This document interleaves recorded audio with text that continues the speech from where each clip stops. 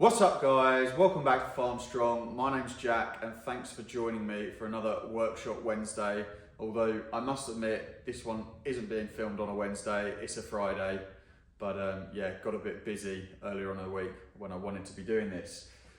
Bit of a clue as to what we'll be doing today is beside me. We've got an empty engine block here, and then I've got a camshaft, a crankshaft, and the end caps, bolts, shims and a few bits that are going to allow me to get that put back into the engine. I have already done a little bit of work checking the clearances on the crank bearing journals. I will talk a little bit more about that later as the clearances written in the book don't seem to be working for this engine, but I'll mention more on that. Our first job is going to be to get the camshaft in.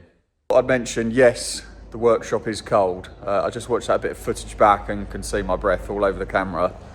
I have had the heater on a bit this morning, which does warm things up, but only really while it's on. So, and you won't be able to hear me over it while I'm filming. So we'll have to go with cold and breath on screen. Before we can get the camshaft in the engine, we have got to get the 8 cam followers, or tappets as some people call them, just laid in there. So basically I've got one there, as you can see, one out of the engine. So, you know, these follow the cams. They have the push rod in the end, which is up on the rocker arm. And then obviously, so the cam can control the valve timing. So I've got 6 of those already put in. You can see the pink stuff on top is just the assembly lubricant, so that when we start this engine, we haven't got a dry start. A couple of cam followers in. We'll get some of this pink assembly grease sort of on the stem there, and I can drop that in the hole, and then we'll wipe some on top. Make sure there's enough on top there. As I said, all this assembly lubricant just means that when we first start the engine, lots of these bearing surfaces or moving faces aren't going to have a dry start. I'm now going to get the camshaft slid through, and first I'm just going to wipe a little bit more of this assembly grease on each of the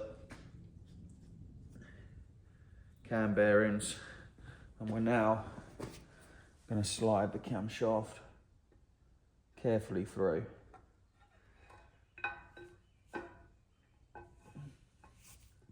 Not the easiest as you're trying to look in 3 places at once.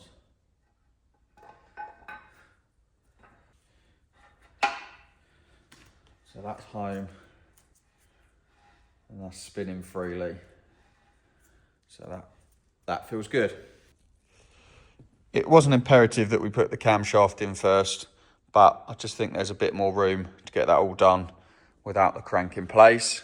We can now move on to the crankshaft. So to explain here, we've got obviously the crankshaft, then we've got 3 end caps, front end cap there, middle, and then the back one. We've obviously got the bearing shells in halves, we've got the bolts, and then these little gold bits are the shims.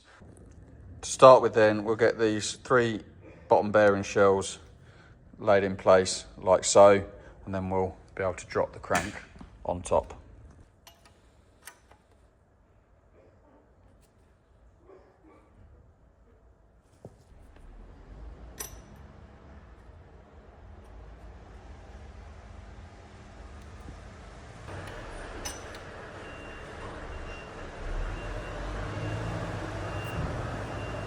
Little bit of grease in these bearing shells, and then we're going to lay the crank in.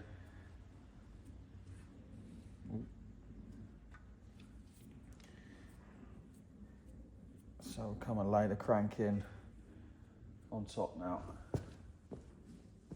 So I've obviously cleaned all this up nicely. And one thing we have got to think about is the timing. So we've got to make sure we've got the timing correct on the engine, and to do that there is marks on the crankshaft. We've got a little line here, and then there is a mark on the camshaft. So I'm going to pull that out a touch and spin that round, and we've got the mark you can see here. I'm going to get that lined up like so. So we've got our timing correct now with the two lines matching each other. I'm going to get these shims laid in place now so that the crank is ready to take the caps and bolts.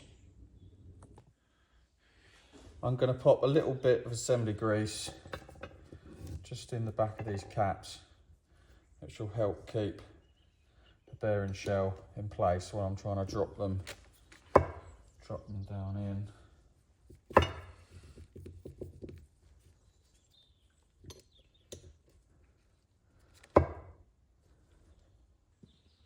Just a little touch of grease on top of the journals. And then I'll bring the caps over with me.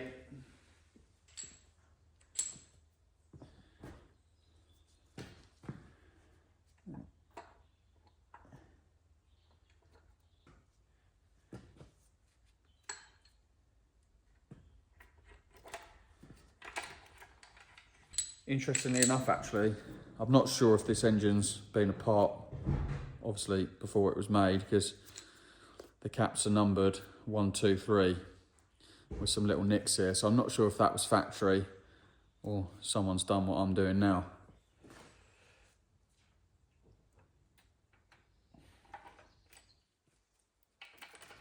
Time to hit the cap bolts with the torque wrench now. We've got it set to 80 foot-pounds.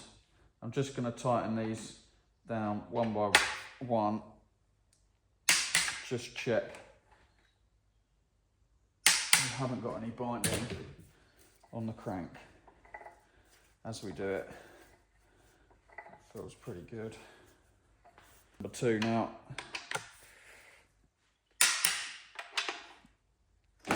Ooh.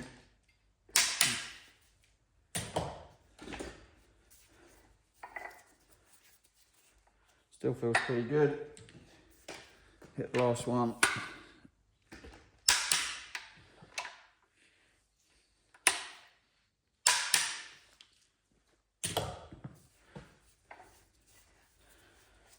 Still feels good.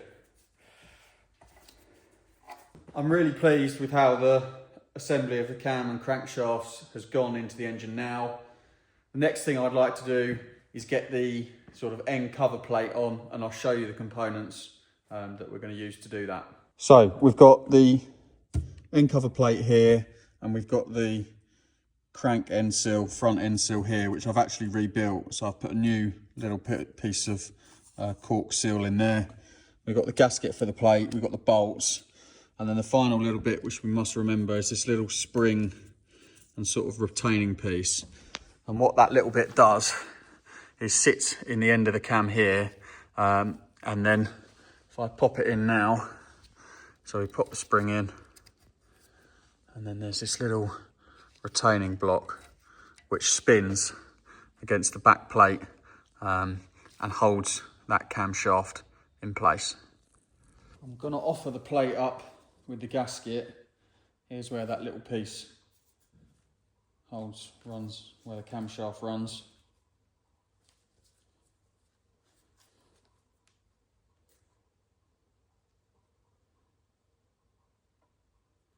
I've got a couple of studs down the bottom here.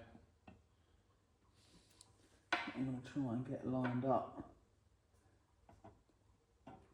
And then we've just got to load it over the crankshaft.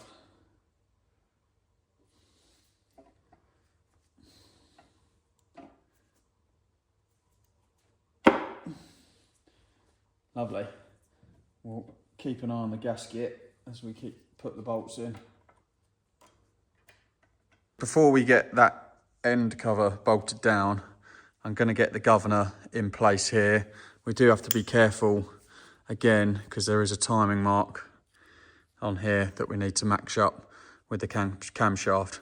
So I'll get that put in, and then we can get all the bolts put in place there to keep that cover on.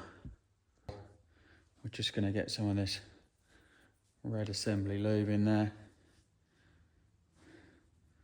And I'll get this fitted. It does have a little screw on the back that I need to put in to retain it. And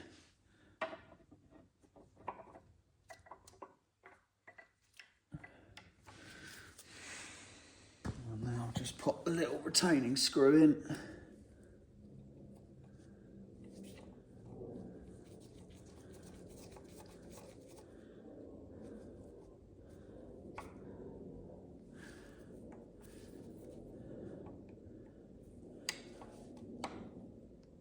Just check the plate on that is okay.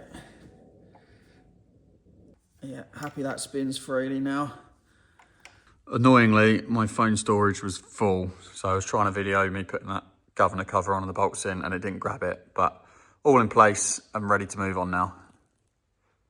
We are going to leave things there for the day and come back and do more work on the Allis engine in another video.